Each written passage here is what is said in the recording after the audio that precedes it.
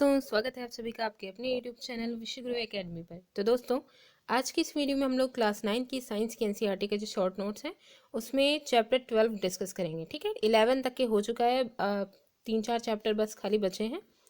तो जो चैप्टर 12 है ये आपका है ध्वनि चैप्टर। ठीक है, साउंड के बारे में हम लोग पूरा डिस्कस करेंगे। थोड़ा सा लेंदी जाएगा क्योंकि इसमें बहुत सारे छोटे छोटे टॉपिक्स हैं, तो मैंने एक भी टॉपिक को छोड़ा नहीं है, इसलिए थोड़ा सा लंबा जाएगा। ठीक है, तो चलिए स्टार्ट करते हैं। सबसे पहले देखिए ध्वनि। पहले हम ये देख लें कि ध्वनि क्या होती है, साउंड क्या होता है। तो देखिए, ध्वनि ऊर्जा का एक रूप है जो हमारे कानों में श्रवण का संवेदन उत्पन्न करती है।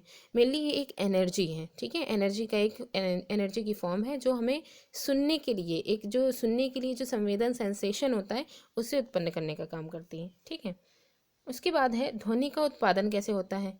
किसी वस्तु में घर्षण द्वारा, खुरच कर, रगड़ कर, वायु फूंक कर, हिला कर, या मतलब ये सारे तरीके हैं जिनके द्वारा उस वस्तु में कंपन द्वारा ध्वनि उत्पन्न की जाती है। तो सीधी लैंग्वेज में अगर हम कहें तो जो वाइब्रेशन यानी जो कंपन होता है उसकी, कोई भी वस्तु अगर किसी भी रीज़न से, जैसे इस तरीके के अभी हम लोग ने कई सारे रीज़न देखे, ठीक है, तो किसी भी वजह से अगर वो वाइब्रेट कर रही है या कंपन कर रही है तभी वो तो उसके बाद ही उसमें साउंड उत्पन्न होगा। ठीक है, तो वो उसमें ध्वनि उत्पन्न होने के लिए उसका वाइब्रेट करना ज़रूरी है। अब ये कंपन जो है वो होता क्या है, तो कंपन का अर्थ है किसी वस्तु का तेजी से बार बार अपनी माध्य स्थिति के इधर उधर गति करना है। जैसे अगर हम एक पेंडुलम लें, ठीक है, उसकी माध्य स्थिति ये है, वो एक बार इधर जा रहा है ये वाली स्थिति में, फिर एक बार इधर जा रहा है इस इधर। मतलब कहने का है कि अगर हम इस पेंडुलम को, ठीक है, यहाँ तक ले जाएं, यहाँ तक ले जा करके अगर हम छोड़ेंगे तो एक बार इधर जाएगा, वापस से इधर आएगा, फिर मतलब इधर जाने की कोशिश करेगा, लेकिन वही है यहाँ जा करके फिर यहाँ जाए फिर यहाँ वापस जो आएगा, तो ये जो स्थिति होती है इसकी माध्य स्थिति होती है। ठीक है, तो वही बात है कि और दोनों ही तरफ की जो इसकी डिस्टेंस होती है वो इक्वल होती है। अपनी माध्य स्थिति के दोनों तरफ जो है डिस्टेंस कवर करता है वो इक्वल होती है। तो कंपन का मतलब मेनली यही होता है कि वस्तु अपने माध्य स्थिति के बार बार इधर उधर जो गति करती है, ठीक है, उसी को हम क्या कहते हैं, कंपन कहते हैं। एग्जाम्पल में देखिए, जैसे मनुष्य में वाग ध्वनि उनके वाक तंतुओं के कंपित होने के कारण होती है। ठीक है, तो इसमें वॉइस बॉक्स जो होता है मनुष्यों में, उनमें भी एक पतली सी मतलब तागे के समान एक पतली सी धारी जैसा होता है।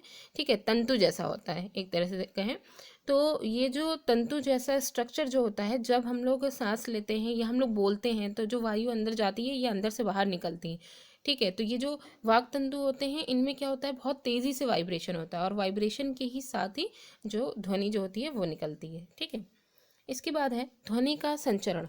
ध्वनि के संचरण में हम ये देखेंगे कि हम ये जानते हैं कि देखिए, जो ध्वनि होती है वो कंपन करती हुई वस्तुओं के द्वारा उत्पन्न होती है। तो अब हमें कंपन करने के लिए कुछ ना कुछ मीडियम या पदार्थ की ज़रूरत पड़ेगी। तो यहाँ पे देखिए, द्रव्य या पदार्थ जिससे होकर के ध्वनि संचरित होती है माध्यम कहलाता है। ये माध्यम आपका ठोस, द्रव, गैस हो सकता है। ध्वनि के संचरण के लिए माध्यम की ज़रूरत है। ठीक है, अब वो चाहे ठोस के माध्यम में हो, द्रव के माध्यम में हो या गैस के माध्यम में, पार्टिकल होना ज़रूरी है। ठीक, तो यहाँ पे देखिए, अब हम लोग एक वेव के बारे में बात करें क्योंकि जो ध्वनि तरंगे हैं, ठीक है, तो तरंग है, तो तरंग होती क्या है इसके बारे में जान लेते हैं। तरंग एक तरीके का विक्षोभ है। विक्षोभ क्या होता है, जैसे आपने देखा होगा समुद्रों में जो लहरें उठती हैं, ठीक है, उठती हैं फिर गिरती हैं, फिर उठती हैं फिर गिरती हैं, तो ये जो इनका बार बार उठना और गिरना ये सब जो होता है, तो इसे मतलब इस तरीके से आप देखेंगे कि काफ़ी दूर तक की ये जो उठना गिरना शृंग गर्त जो होता है काफ़ी दूर तक के बनते चले जाते हैं।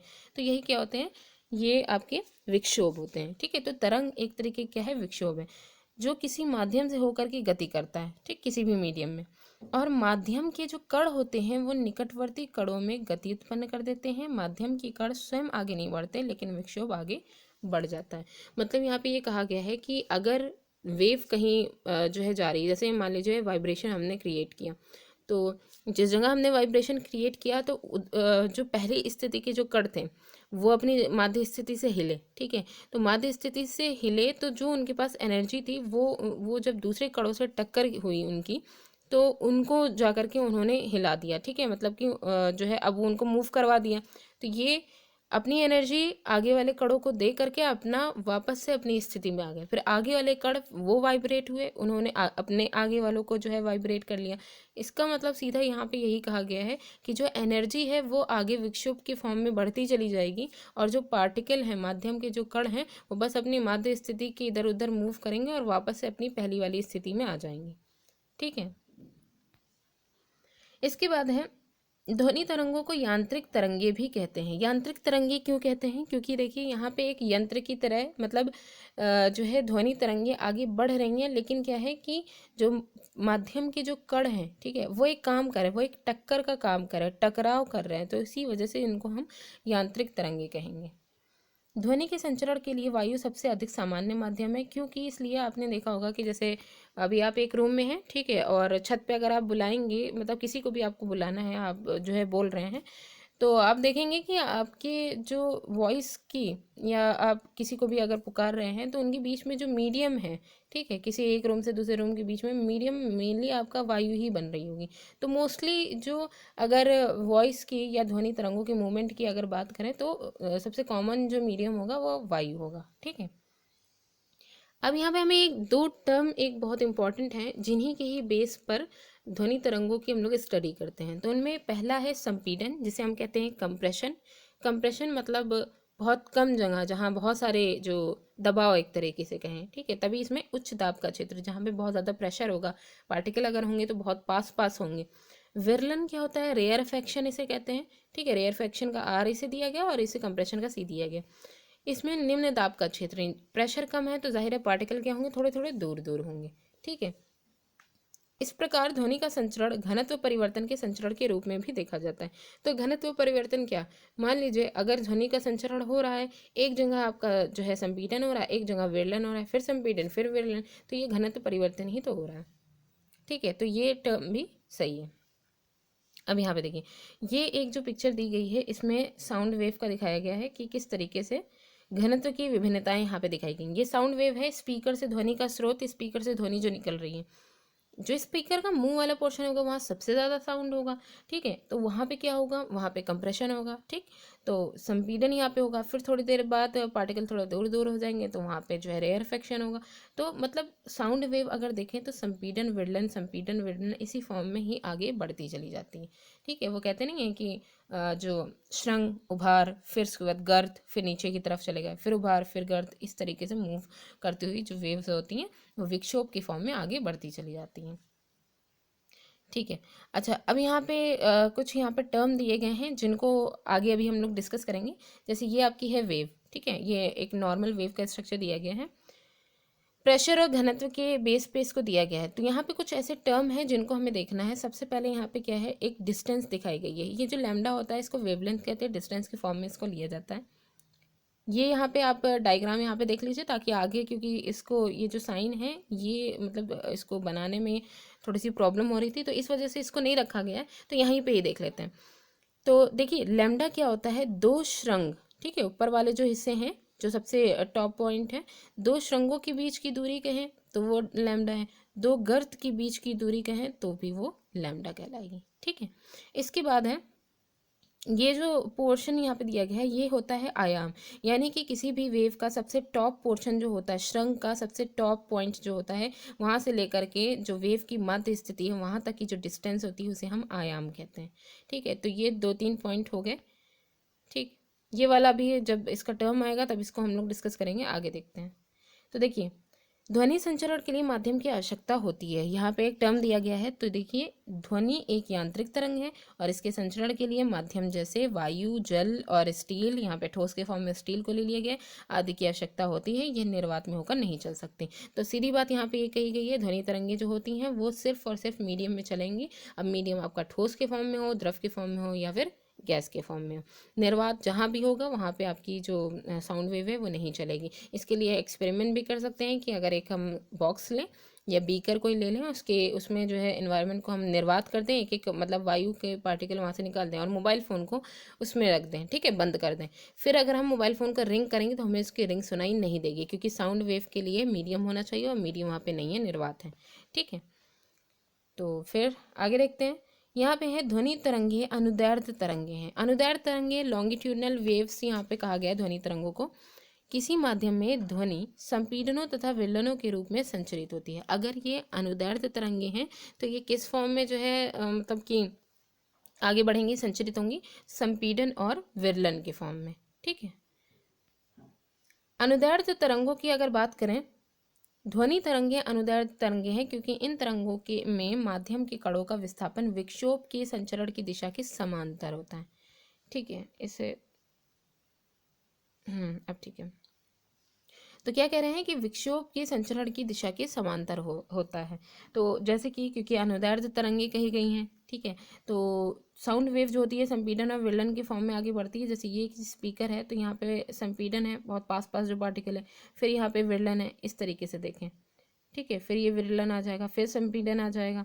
तो इस तरीके से देखिए कि संपीड़न विरलन जैसे जैसे आगे बढ़ता चला जा रहा है उसी दिशा में ही विक्षोभ का भी संचरण होता चला जा रहा है। तो मेनली अनुदैर्ध्य तरंगे ये कहती हैं कि माध्यम के जो कणों का विस्थापन होता है वो विक्षोभ के संचरण की जो दिशा होती है वो इक्वल होती है। ठीक है, दोनों की जो डायरेक्शन होती है वो सेम होती है। इसके बाद आती हैं अनुप्रस्थ तरंग।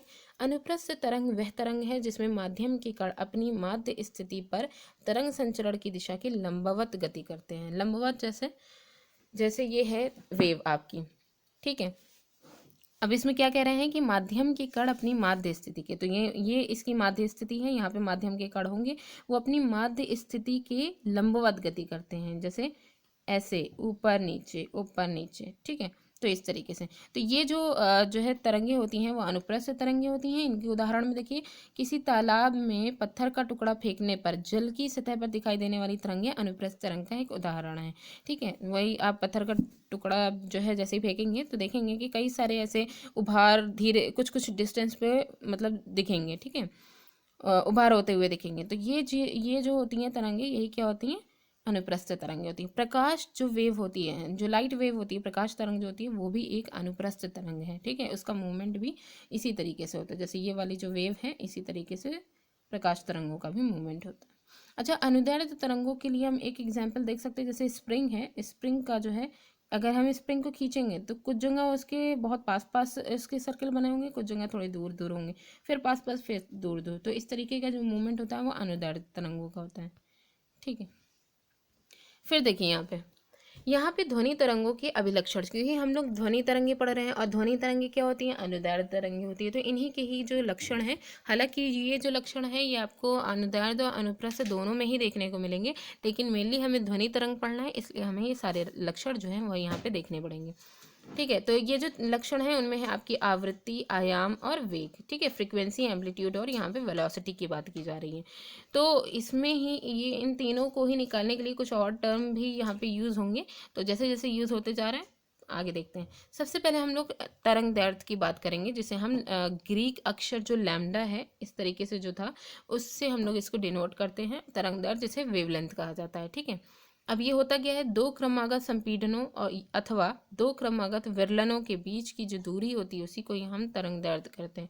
इसका SI मात्रक मीटर होता है। ठीक है, अच्छा, अब तरंग दैर्ध्य की हमें ज़रूरत क्यों पड़ी, क्योंकि हमें फ्रीक्वेंसी निकालना है इसलिए। तो यहाँ पे नोट यहाँ पे एक देख लेते हैं, क्योंकि आगे जब हम लोग फ्रीक्वेंसी के बारे में पढ़ेंगे तो उसकी यूनिट इसी से ही रिलेटेड है। तो देखिए, एक है साइंटिस्ट हेनरिच रुडोल्फ हर्ट्ज। इन्होंने क्या किया था, इनके सारे काम के बारे में यहाँ पे दिया गया है। तो इन्होंने JC मैक्सवेल जो थे उनके विद्युत चुंबकीय सिद्धांत की प्रयोगों द्वारा इन्होंने पुष्टि की। जैसे साइंटिस्ट आते थे तो जो साइंटिस्ट प्रयोग कर जाते थे उनका प्रयोग सही है कि नहीं सही है, तो उसको अपने प्रयोगों द्वारा उनकी पुष्टि श्योरिटी देते थे। ठीक है, तो इन्होंने मैक्सवेल का जो सिद्धांत था उसकी इन्होंने पुष्टि की थी। इसके अलावा इन्होंने रेडियो, टेलीफोन, टेलीग्राफ, टेलीविज़न के विकास की नींव भी रखी, साथ ही प्रकाश विद्युत प्रभाव की खोज की। ठीक है, इसके बाद है आवृत्ति का मात्रक।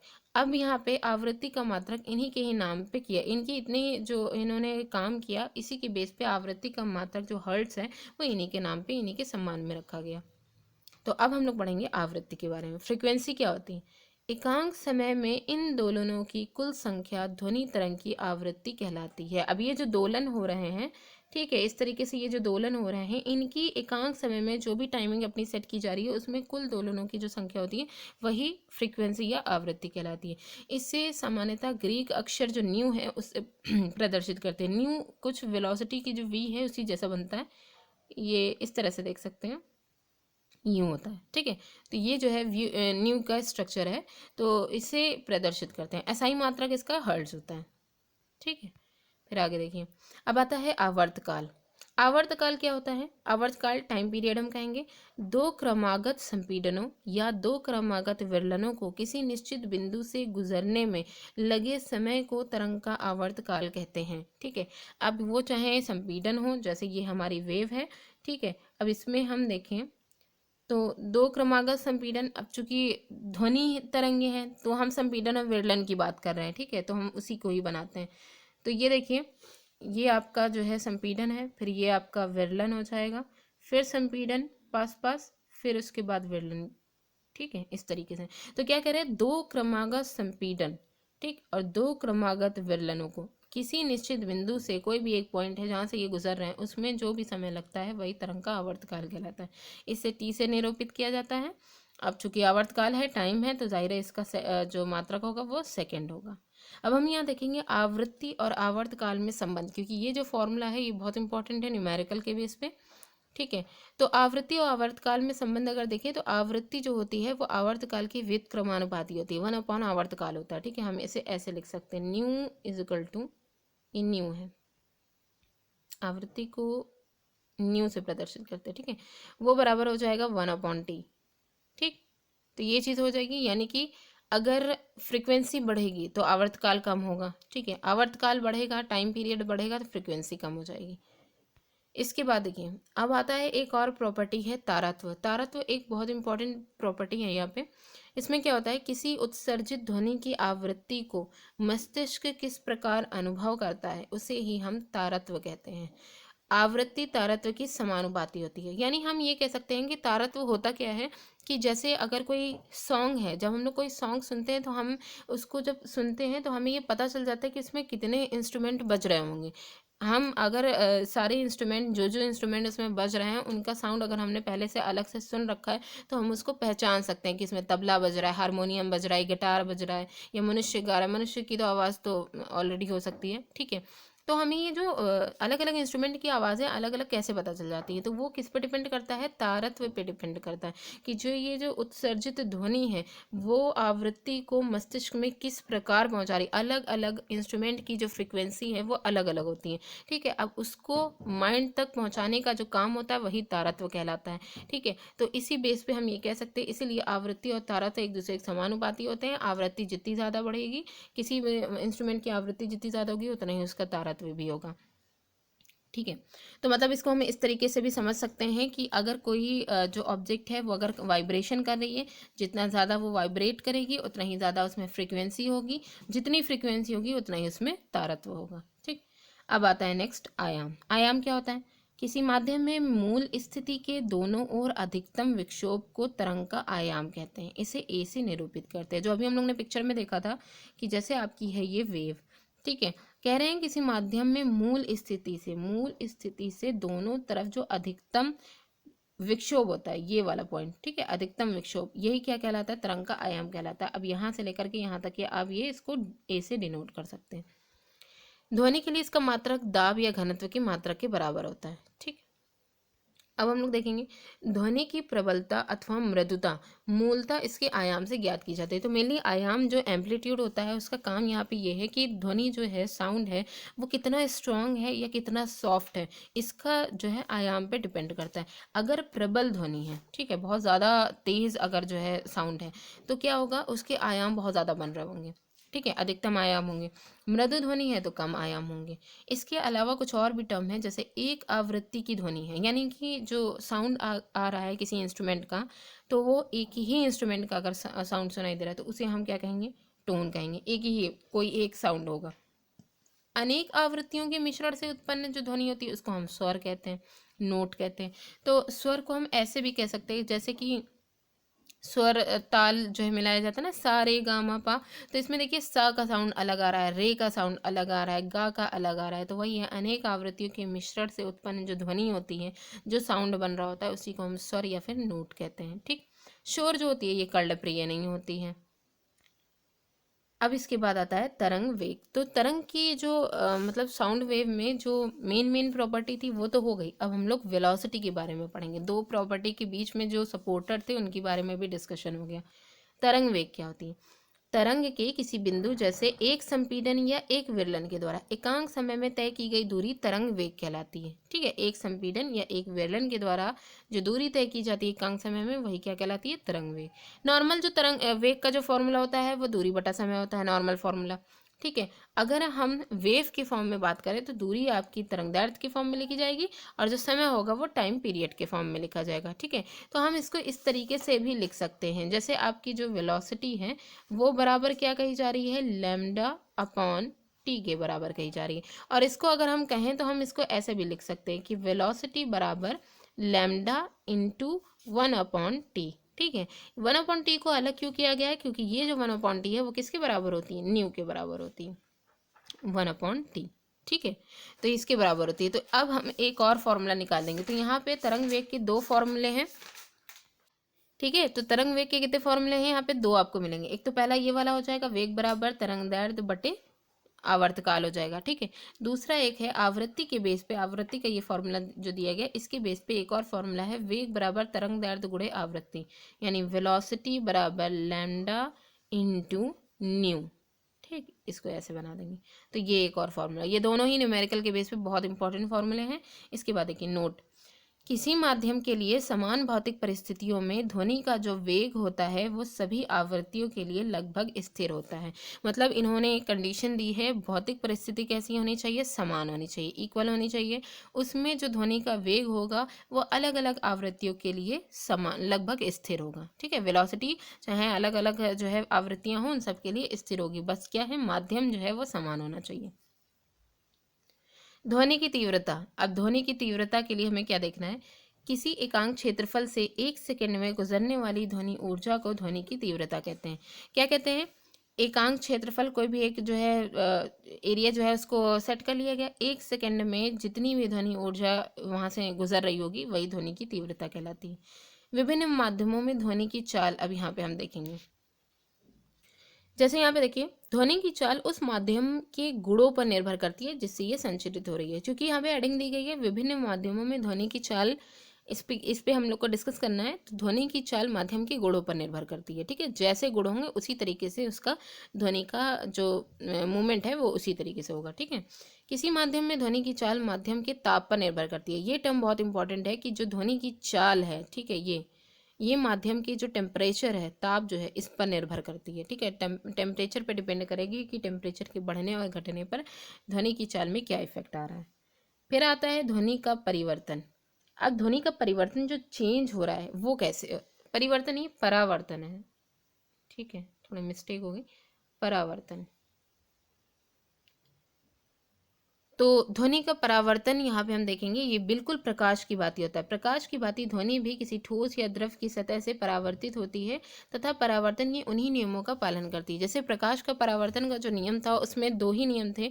उसमें पहला कंडीशन क्या थी? आपतित किरण, ठीक है, परावर्तित किरण और अभिलंब एक ही पॉइंट पर मिलेंगे। ठीक है, इसमें भी वही सेम बात है कि आपतित तरंग, अभिलंब और परावर्तित तरंग, तरंग की बात करें ना, वो एक ही पॉइंट पर मिलते हैं, एक ही तल में मिलते हैं। ठीक है, दूसरी बात ये की जाती है कि जो आपतन कोण बनता है, जो आपतित तरंग जो होती है और परावर्तित तरंग के बीच में, आपतन कोण परावर्तन कोण दोनों एक दूसरे के बराबर होते हैं, तो वो भी यहाँ पे फॉलो होता है। ठीक है, तो फिर अब आगे देखते हैं, एक और टर्म है यहाँ पे प्रतिध्वनि। प्रतिध्वनि जिसे हम इको कहते हैं, ये क्या होता है? किसी उचित परावर्तक वस्तु जैसे कि इमारत अथवा पहाड़ के निकट यदि आप जोर से चिल्लाएं या ताली बजाएं तो आपको कुछ समय पश्चात वही ध्वनि फिर से सुनाई देती है। इसी ध्वनि को हम प्रतिध्वनि या फिर इको कहते हैं।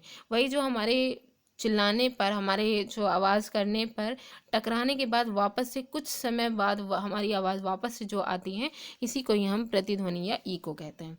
हमारे मस्तिष्क में ध्वनि की जो ये जो संवेदना होती है वो लगभग 0.1 सेकेंड तक बनी रहती है। ये जो वैल्यू है ये बहुत इंपॉर्टेंट है कि जो इको की जो कंडीशन होती है उसमें जो वापस से कि हमें पता रहता है कि हमने अभी ये चीज़ बोली है, तो ये जो मस्तिष्क में ध्वनि की जो संवेदना है ये 0.1 सेकेंड तक के बनी रहती है। इसी में ही जो भी डिस्टेंस कवर करनी होती है वो जो वॉइस होती है वो कवर कर लेती है। ठीक है, तो ये तो हो गया प्रतिध्वनि के बारे में। अब आता है अनुरणन। अनुरणन प्रतिध्वनि का ही एक रूप है। ये प्रतिध्वनि को इको कहते हैं, अनुरणन इकोइज्म कहलाएगा, या फिर इसी को ही एक और टर्म बोलते हैं गूंज। ठीक है, जैसे बारंबार परावर्तन जिसके कारण ध्वनि निर्बद्ध होती है अनुरणन कहलाता है। यानी कह सकते हैं हम अनुरणन में कि जो जैसे मतलब कोई भी चीज़ है वो अगर वेव मतलब कि साउंड वेव है, ठीक है, वो टकरा रही है, जितनी बार जो है वो टकराएगी उतनी बार, जैसे हमने किसी हॉल में अगर हम जाते, बंद बंद हॉल होता है तो वहाँ पे क्या होता है, बंद हॉल है और किसी भी तरीके का वहाँ पे कोई और सामान नहीं रखा हुआ है, वहाँ जब हम बोलते हैं तो हमारे एक बार के बोलने पर कई बार वो चीज़ रिपीट होती है, इसी को ही हम क्या कहते हैं, अनुरणन या गूंज कहते हैं। अच्छा, प्रतिध्वनि के एक और एग्जाम्पल भी आपके हैं प्रतिध्वनि में, जैसे कि बादल की जो गड़गड़ाहट होती है, ठीक है, क्योंकि यहाँ पे इको की बात हो रही है ना, तो बादल की जो गड़गड़ाहट होती है उसमें क्या होता है कि ध्वनि में कई बार परावर्तन होता रहता है। ठीक है, तो ये जो गड़गड़ाहट की वजह से बादलों में भूमि के मतलब बादल और भूमि के बीच में जो परावर्तन होता रहता है, तो इसी को ही हम इको कहेंगे। तो ये एक एग्जाम्पल है इसका। अनुरणन जो होता है, जो हॉल वगैरह में होता है, तो इसको कम करने के यहाँ पे कुछ रीजंस दिए गए हैं।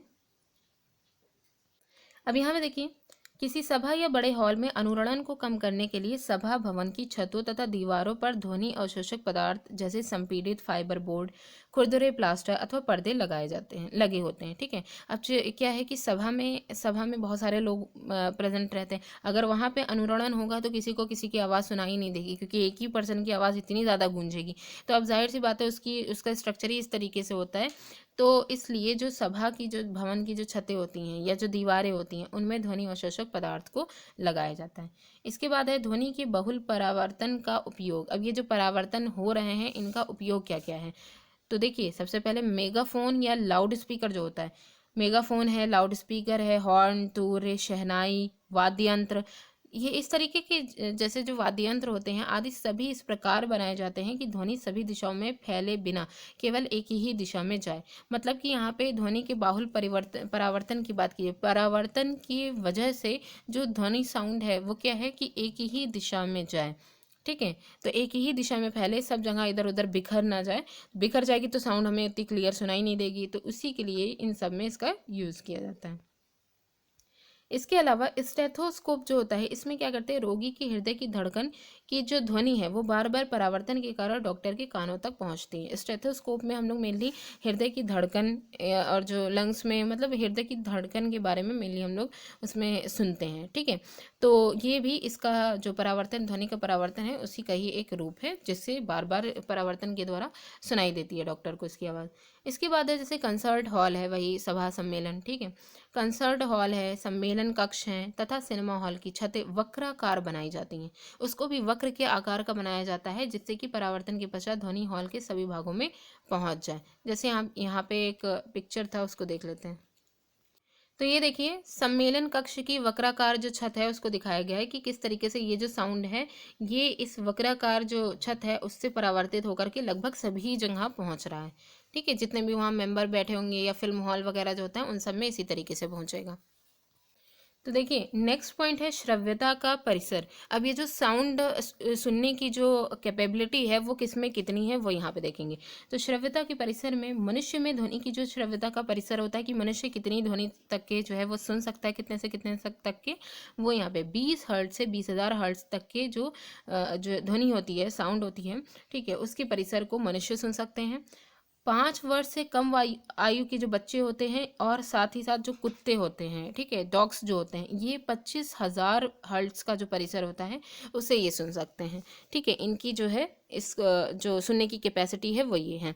इसके अलावा 20 हर्ट्ज से कम की जो आवृत्ति होती है, 20 हर्ट्ज से कम की आवृत्ति की ध्वनि, इनको हम अवश्रव्य ध्वनि कहते हैं। जो 20 हर्ट्ज से कम की जो ध्वनियाँ होती हैं उनको अवश्रव्य कहते हैं, इनऑडिबल साउंड कहते हैं। ठीक है, उदाहरण जैसे राइनोसेरस जो गेंडा होता है वो 5 हर्ट्ज, व्हेल तथा हाथी ये दोनों ही अवश्रव्य ध्वनि परिसर की ध्वनियाँ सुनते हैं। ठीक है, यहाँ पे राइनोसोरस का दिया गया है कि वो 5 हर्ट्ज तक की जो है ध्वनि साउंड होता है उसको ये सुन सकते हैं। ठीक, इसके बाद देखिए, अब यहाँ पे दिखाया गया है कि 20,000 हर्ट्ज से अधिक की, क्योंकि अभी हम लोग क्या कह रहे थे, 20 हर्ट्ज से कम की जो ध्वनि होती है उसको हम अवश्रव्य ध्वनियाँ कहते हैं। ठीक है, वही इनऑडिबल साउंड। 20,000 हर्ट्ज के बाद की, उससे अधिक की जो ध्वनि होती है, मतलब इन आवृत्ति की ध्वनियों को हम पराश्रव्य ध्वनि या अल्ट्रासोनिक साउंड कहते हैं। ठीक, उदाहरण देखिए, जैसे डॉल्फिन है, चमगादड़ है, पॉर्पाइज है, जंतु, ये सब पराश्रव्य ध्वनि, इस तरीके के जो जंतु हैं ये पराश्रव्य ध्वनि उत्पन्न करते हैं। ठीक है, अल्ट्रासोनिक साउंड उत्पन्न करते हैं। अब यहाँ पे आपके जो चमगादड़ हैं ये अल्ट्रासोनिक साउंड की ही बेस पर जो मतलब छोटी छोटी दरारों में या कहीं पे भी इंसेक्ट अगर छुपे रहते हैं तो उनका भी पता चल जाता है। ठीक है, तो उससे जो जा करके अपने भोजन का मतलब सेवन कर लेते हैं। इसके बाद है पराध्वनि के उपयोग। ये जो अल्ट्रासोनिक साउंड होता है इसके उपयोग क्या क्या है।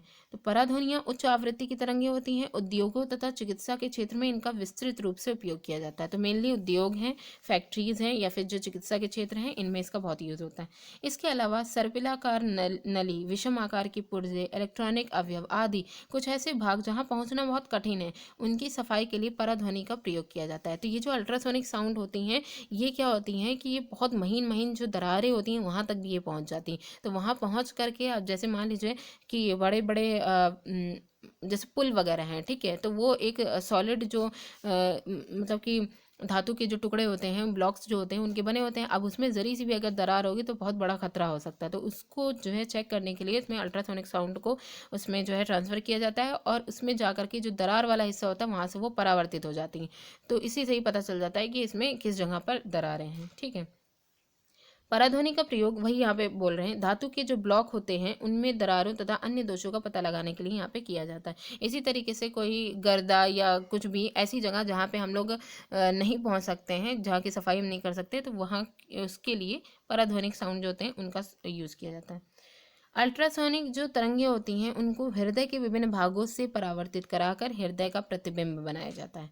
ठीक है, हृदय की जो स्ट्रक्चर है उसको बनाने के लिए इनको जो है हृदय से परावर्तित कराया जाता है। इस तकनीक को हम इकोकार्डियोग्राफी या फिर ईसीजी कहते हैं। ठीक है, इसके अलावा है पराध्वनि संसूचक। पराध्वनि संसूचक क्या आता है, ये एक ऐसा यंत्र है जो पराध्वनि तरंगों का उपयोग करके मानव शरीर के आंतरिक अंगों का प्रतिबिंब प्राप्त करने के लिए इसका प्रयोग किया जाता है। ठीक है, तो ये अब जैसे यहाँ पे देखिए, मानव शरीर के जो अंग हैं उनका प्रतिबिंब प्राप्त करने के लिए जो पराध्वनि संसूचक है इसका यूज़ किया जाता है। तो जैसे इस संसूचक से रोगी के अंग हैं, यकृत है, पित्ताशय, गर्भाशय, गुर्दे आदि का प्रतिबिंब प्राप्त करने के लिए इनका प्रयोग किया जाता है। इस तकनीक को हम अल्ट्रासोनोग्राफी कहते हैं। आपने देखा होगा कि जब हम लोग अल्ट्रासाउंड कराने जाते हैं, ठीक है, तो इसमें हमें गर्भाशय या गुर्दे इन सब की स्ट्रक्चर जो हमको देखने को मिलते हैं कि अगर किसी तरीके की कोई फॉल्टेज वगैरह तो नहीं है। तो इसमें मेनली जो अल्ट्रासोनिक साउंड जो होते हैं उनको ये जो ध्वनि संसूचक हैं इनके माध्यम से इनका प्रतिबिंब प्राप्त किया जाता है। ठीक है, तो मेनली वहाँ पे हम ये जो प्रोसेस यूज़, जो तकनीक यूज़ करते हैं उसको हम अल्ट्रासोनोग्राफी कहते हैं। ठीक है, पराध्वनि का उपयोग गुर्दे की जो छोटी पथरी होती है उसको बारीक कणों में तोड़ने के लिए भी किया जाता है। लेज़र ट्रीटमेंट जो होता है वो इसी के ही बेस पर होता है। ठीक है, तो ये जो पथरी होती है वो भी गुर्दे की जो पथरी होती है इसको छोटे छोटे टुकड़ों में जो है तोड़ दिया जाता है और उसके बाद वो जो मतलब टॉयलेट है उसके माध्यम से वो निकल जाती है बॉडी से। ठीक है, तो ये हो गया अल्ट्रासोनिक साउंड के जो यूजेस हैं उनके बारे में। अब हम लोग नेक्स्ट पढ़ेंगे सोनार। सोनार भी इसी के ही बेस पर वर्क करता है। सोनार एक ऐसी युक्ति है जिसमें जल में स्थित पिंडों की दूरी, दिशा और चाल मापने के लिए पराध्वनि तरंगों का उपयोग किया जाता है। तो अल्ट्रासोनिक साउंड जो होते हैं उनका यहाँ पे भी यूज़ किया जाता है। मेनली हमें क्या पता करना है इसके माध्यम से, जल में स्थित अगर कोई पिंड है, ठीक है, मतलब कोई भी पिंड जिसको हमें खोजना है तो वो जल में कितनी दूरी तक के स्थित है, समुद्र की गहराई को भी मापने के लिए इसका यूज़ किया जाता है। ठीक है, दिशा का डायरेक्शन भी पता करने के लिए और साथ ही साथ चाल मापने के लिए भी इसका यूज़ है, स्पीड में मापने के लिए। जैसे कोई जहाज़ वगैरह सब डूब जाते हैं तो इनको पता करने के लिए हमें सोनार का यूज़ किया जाता है। ठीक है, यहाँ पे एक पराध्वनि परास, जब ये जो सोनार का यूज़ किया जाता है तो इसमें जो कि क्या बात की गई है, डिस्टेंस की बात की गई है, डायरेक्शन की बात की गई है, चाल की माप की बात की गई है। ठीक है, तो एक कोई ना कोई टाइम ड्यूरेशन भी तो फिक्स होगा। इसी बेस पे एक फॉर्मूला बनाया गया जिसके आधार पर हम ये तीनों ही चीज़ें निकाल सकते हैं। इसी को ही पराध्वनिक परास कहते हैं, जो कि 2d = v/t होता है। v यहाँ पे वेलोसिटी है, t टाइम ड्यूरेशन है, 2d यहाँ पे डिस्टेंस है, ठीक है, दूरी है, पिंड की जो दूरी है उसको मापने के लिए। तो ये क्या है, पराध्वनिक परास है। पराध्वनिक परास पूछा भी जाता है क्या होता है, ठीक है। इसके बाद है सोनार की जो तकनीक है उसका उपयोग समुद्र की गहराई ज्ञात करने के लिए, जल के अंदर स्थित जो चट्टानें हैं या घाटियां हैं, पनडुब्बियां हैं, हिमशैल, डूबे हुए जहाज आदि की जानकारी प्राप्त करने के लिए किया जाता है, ठीक है। तो मेनली डूबे हुए जहाज वगैरह इन सब की जानकारी के लिए इनका प्रयोग किया जाता है, ठीक है। तो यहाँ तक कि जो अल्ट्रासोनिक साउंड थे उनके जो यूजेस थे वो यहाँ पे कंप्लीट हो जाते हैं। अब हम लोग जो सबसे इंपॉर्टेंट पोर्शन है मनुष्य का, जो कर्ण की मनुष्य सुनता कैसे है, इसे यहाँ पे जानना ज़रूरी है। तो देखिए मानव कर्ण की जो संरचना है उसे हम लोग अभी पीछे देखेंगे भी। मनुष्य में उपस्थित अति संवेदी युक्ति जिसे कर्ण कहते हैं। तो ये जो अगर संवेदन सेंसेशन की अगर बात करें तो सबसे ज़्यादा सेंसिटिव जो पोर्शन होता है वो कान होता है। तो अति संवेदी युक्ति इसे कहा जाता है, जो कि जिसे कान यानी कर्ण कहते हैं। यह श्रवणीय आवृत्तियों द्वारा वायु में होने वाले जो दाब परिवर्तन है, वही संपीड़न और विरलन, ठीक है, इनको विद्युत संकेतों में बदल देता है। क्या करता है, श्रवणीय आवृत्ति जो है इनके द्वारा दाब परिवर्तनों को विद्युत संकेतों में बदल देता है। जो श्रवण तंत्रिका, अब ये जो यहाँ पे सुनने वाली जो नर्व होंगी, ठीक है, इनके माध्यम से मस्तिष्क तक पहुँचा दिए जाते हैं, माइंड तक इसे पहुँचा दिया जाता है। यहाँ पे हम लोग इसकी जो मेन प्रोसेस है उसको भी देख लेंगे। ये जो तरीका दिखाया गया है ये सोनार का दिखाया गया है कि किस तरीके से सोनार की वर्किंग होती है, ठीक है। संसूचक यहाँ पे लगे रहते हैं जो कि यहाँ से जो परावर्तन के पश्चात जो वेव पहुंच रही होगी उसको ये ऑब्जर्व करने के लिए। यहाँ पे मानव कर्ण के श्रवण भाग दिए गए हैं। क्या क्या चीज़ें यहाँ पे है, कर्ण पल्लव है, एक मिनट, ठीक है, कर्ण पल्लव है। यहाँ पे कुछ ऐसी जो वो हैं हड्डियाँ हैं, बोन्स हैं, इनकी बात करेंगे। बाह्य कर्ण ये वाला पोर्शन है, मध्य कर्ण ये है, अंतःकर्ण, तीनों का ही यहाँ पे काम होता है, ठीक है। तो अब हम लोग इसके बारे में जो इसकी थ्योरी है इसके बारे में डिस्कस कर लेते हैं, ये प्रोसेस के बारे में। अच्छा, अब यहाँ पे देखिए जो मनुष्य के जो कान हैं उनमें कैसे वर्किंग होती है उसे यहाँ पे देखना है। तो सबसे पहले क्या होता है, जो बाहरी कर्ण होता है जिसे हम कर्ण पल्लव कहते हैं, ठीक है, जो बाहरी जो कर्ण होता है ये क्या करता है, ये परिवेश से ध्वनि को एकत्र करता है, ठीक है, और जो एकत्रित ध्वनि है इसको श्रवण नलिका से गुजारता है। तो यहाँ पे आप देखेंगे कि कर्ण पल्लव से कहाँ जा रहा है साउंड, श्रवण जो नलिका है वहाँ तक जाएगा, ठीक है, जो पाइप है वहां तक ये साउंड जाएगा। फिर श्रवण नलिका के सिरे पर एक पतली झिल्ली होती है, ठीक है, जिसे क्या कहते हैं, कर्णपटह कहते हैं। ये जो पतली झिल्ली होती है इसी को ही कर्णपटह कहा जाता है। यहाँ से कर्णपटह जो है, जब माध्यम में संपीड़न कर्णपटह तक पहुंचते हैं तो झिल्ली में बाहर की ओर जो है प्रेशर लगता है, मतलब झिल्ली बाहर की तरफ चली जाती है, जैसे संपीड़न ज़्यादा प्रेशर पड़ता है, ठीक है। और इसी तरीके से जब जो है इसमें विरलन, जब विरलन वाला साउंड पहुंचता है तो ये अंदर की तरफ हो जाती है, ठीक है, मतलब ये पर्दा है ना, ये उभरता है फिर उसके बाद अंदर की तरफ हो जाता है, इसी तरीके से। तो ये जो है अंदर की तरफ मतलब कि यहाँ पे गति करती हैं।